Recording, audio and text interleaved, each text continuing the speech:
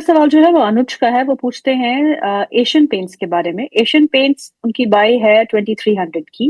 वो पूछते हैं कि स्टॉप लॉस क्या होना चाहिए और क्या मैं निवेशित रहूं।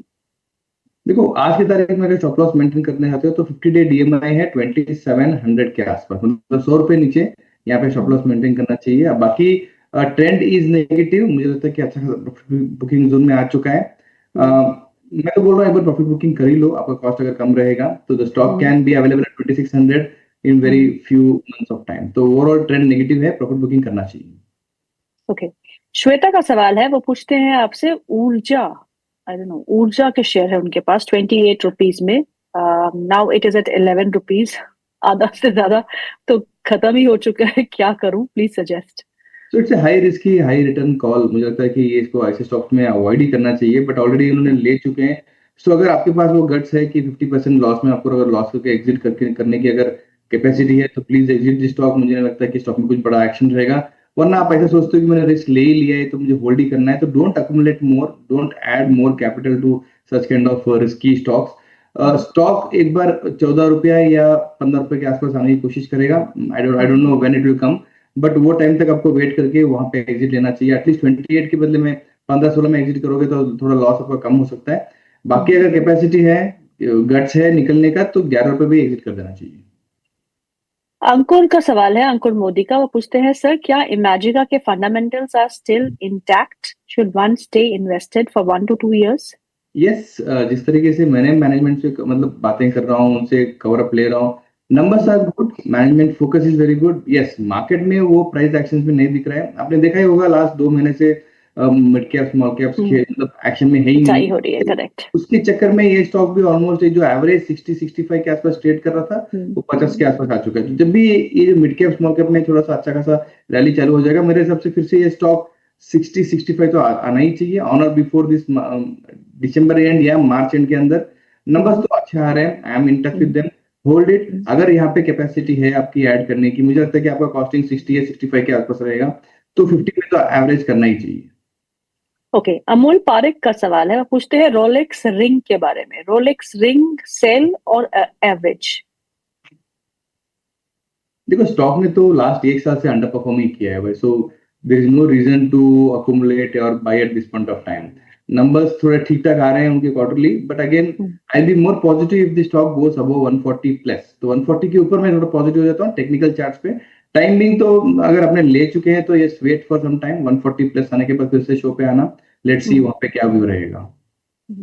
प्रीतम सिंह का सवाल है, अगला सवाल। वो पूछते हैं टेनेको क्लीन एयर के बारे में। टेनेको क्लीन एयर लिया है 509 पर, क्या करें? देखो, टेनेको एक अच्छा खासा पोर्टफोलियो स्टॉक है। I have seen the business model, plan भी विजिट किया है मैंने। They are very much no strong in their product, जो हर एक व्हीकल में एमिशन टेस्ट का जो भी रूल्स एंड रेगुलेशंस फॉलो करना पड़ते हैं। Every car, every vehicle, every four wheeler, every six wheeler, lorry, सबको इसको यूज करना ही है। तो it's a portfolio stock. Stock में डाउनसाइड बहुत लिमिटेड है। आपने अगर 509 में लिए हैं तो 480 में तो फिर से एवरेज करना ही चाहिए, but behave like a long term investor. इसमें शॉर्ट टर्म में कुछ मोमेंटम आने वाला नहीं है। आपने क्यों उसके Q2 के नंबर्स भी देखे रहेंगे, बहुत स्टेबल थे, ज्यादा कुछ उस पे एक्शन आया नहीं है। I will be a long term investor in this stock if you want to hold it for at least 1 year. मुझे लगता है कि 550 या 600 का टारगेट आ जाना चाहिए नेक्स्ट फॉर 12 मंथ्स के लिए। आज की लिस्टिंग पे बात कर लेते हैं। प्रशांत, मीशो की listing was very good, 46% premium. उसके बाद एक नया हाई 177 का लगा के अब थोड़ा बहुत हल्का हुआ है। इस लिस्टिंग पे क्या करना चाहिए? गेन, लिस्टिंग प्रीमियम जो हुआ है उसको निकाल ले, या फिर लंबी अवधि में अच्छा स्टॉक है ये for invest? I think exit कर देना चाहिए। कोई स्टॉक आपको इतने 3-4-7 दिनों में अगर 50 टका रिटर्न दे रहा है अलॉटीज के लिए, तो आई एम नॉट सरप्राइज कि जो वैल्यूएशन अभी वो मांग रहा है और जो आईपीओ का था वो ऑलरेडी एक थोड़ा सा स्ट्रेच हो चुका है। जिस तरीके से 50 टका रिटर्न देने के बाद फिर से होप्स बढ़ जाते हैं कि उनके जो आने वाले क्वार्टर नंबर्स होते हैं उसमें अर्निंग ग्रोथ बहुत एक्सपोनेंशियल आना चाहिए, बट वो थोड़ा सा होप बहुत ग्रीडी हो जाता है। तो आई थिंक जो अलॉटीज है उसको एग्जिट कर देना चाहिए, और जो फ्रेश में लेना चाहते हैं तो थोड़ा वेट एंड वॉच कीजिए। जिस तरीके से नो ग्रो ने भी रैली दिया था, फिर उसके बाद भी सेटल होने की कोशिश कर रहे हैं 140-145 के आसपास। तो मुझे लगता है ये भी 140-145 के आसपास कोई ना कोई रीजन से, प्रॉफिट बुकिंग से या उसके अर्निंग शो से या मार्केट में खराबी से, तो ये स्टॉक आएगा। वो टाइम पे अगर लेते हो तो थोड़ा सा वहां पे रिस्क रिवर्ड रेशियो के हिसाब से रिस्क कम लगेगा। तो I M bullish on the business model, but not at this price. Okay, अगला सवाल जो है वो है विनीता गुप्ता का। वो पूछती है, please suggest buying levels for Samvardhana, Motherson and Jamna auto. I want to buy for long term and also I have E pack durable at 380 rupees per share. उसमें क्या करना है? संवर्धना मदरसन, राइट? या best level to add would be like I think 110 105 के आसपास आया तो ही लेना चाहिए। आई थिंक कोई रीजन से आएगा वो लेवल के आसपास। अगर ऑलरेडी होल्डिंग है तो होल्ड कीजिए। Fundamental things are good, technical charts are good, valuations are very decent, fundamentally बहुत डिसेंट कंपनी है। और अर्निंग्स में थोड़ा देखता हूँ तो थोड़ा सा इंप्रूवमेंट आया हुआ है डिस्पाइट द टैरिफ जो भी इम्पैक्ट आए थे। I think December numbers would be wait and watch. मुझे लगता है कि अगर स्टेबल एबिटा मार्जिन, अगर पैट मार्जिन आते हैं तो I think stock can rally towards its all time high जो ऑलमोस्ट 120 प्लस के आसपास था। तो it can make good all time high, hold it. Best level to buy 105 110 के आसपास यहाँ पे लेना चाहिए। Okay, and Jamna auto?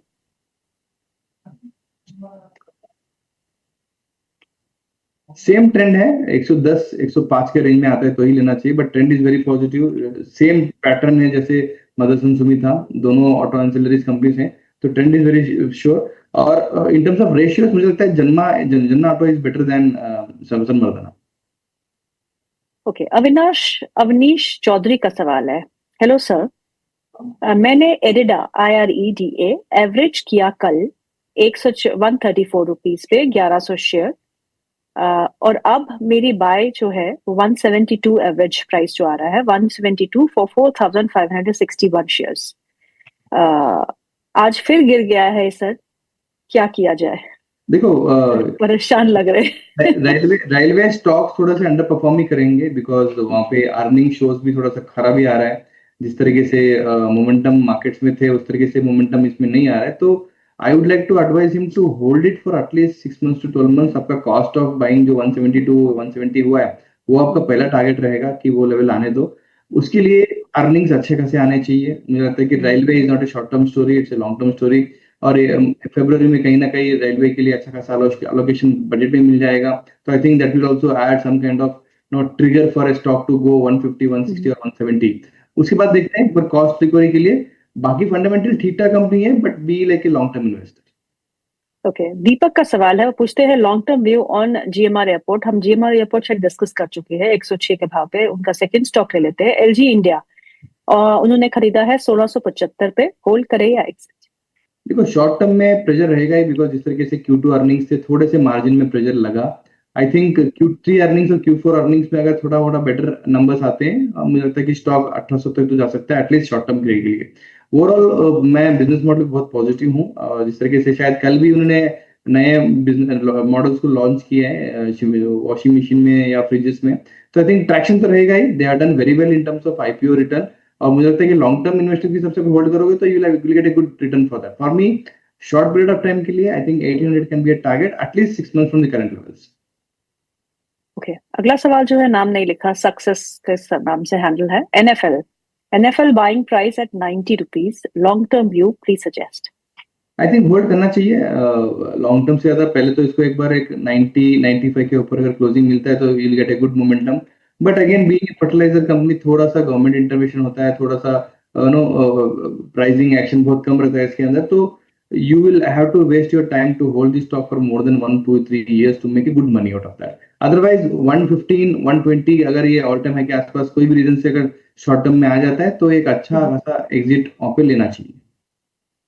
Okay, अगला सवाल सेजल राउत का है। वो पूछती है BDL के बारे में, Bharat dynamics. 1705 rupees per share पे उनकी खरीदारी है, लॉन्ग टर्म का व्यू रखती है। कहती है क्या मैं करंट प्राइस पे एवरेज कर सकती हूँ?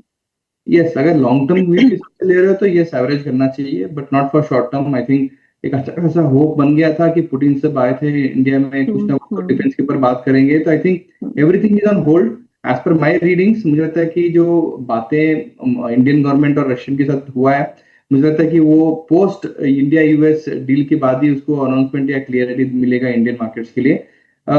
यस, अगर लॉन्ग टर्म इन्वेस्टर है, लॉन्ग टर्म मतलब 12 महीना या 18 महीना या 2 साल के ऊपर अगर आपको होल्डिंग का व्यू रहेगा तो ये लेवल पे एक्टिवेट कर सकते हो। यहाँ से डाउन साइड बहुत लिमिटेड लग रहा है। आई थिंक नेक्स्ट 6 मंथ्स ये स्टेबलाइज प्रॉफिटेबल ट्रेड बन सकता है। ओके, अगला सवाल जो है वो है अलका जीका वो पूछती है हिंदुस्तान यूनिलीवर के बारे में। At price of 5050 I have Hindustan Unilever at the price of 5050, where can I average? Hindustan lever तो शायद ऑल टाइम हाई भी वो लेवल तक पास आया नहीं है, तो शायद पता नहीं, प्राइस ये 5050 बोल रही है, 2050 होगा शायद। हो सकता है, या उतने हम्म, उतने शेयर्स भी शायद, डाउट लग रहा है मुझे। तो नहीं ठीक, नहीं, व्यू तो देखो। प्राइस लिखा। हाँ, तो व्यू तो ट्रेंड नेगेटिव है अभी भी। एफएमसीजी एज ए सेक्टर, तो मुझे लगता है कि थोड़ा मार्जिन प्रेशर रहेंगे ही। और हम्म, जिस तरीके से लास्ट 6 महीने में अंडर परफॉर्म रहा हुआ है, तो that will continue at this level. No, I am not so bullish. 2100 के आसपास मुझे लगता है कि थोड़ा सा मैं कंफर्टेबल जोन में चला जाऊंगा, वहां पे डाउन साइड रिस्क बहुत कम रहेगा। तो वहां पे आई कैन ऐड मोर और advise you to accumulate more, but again it's a very slow moving stock।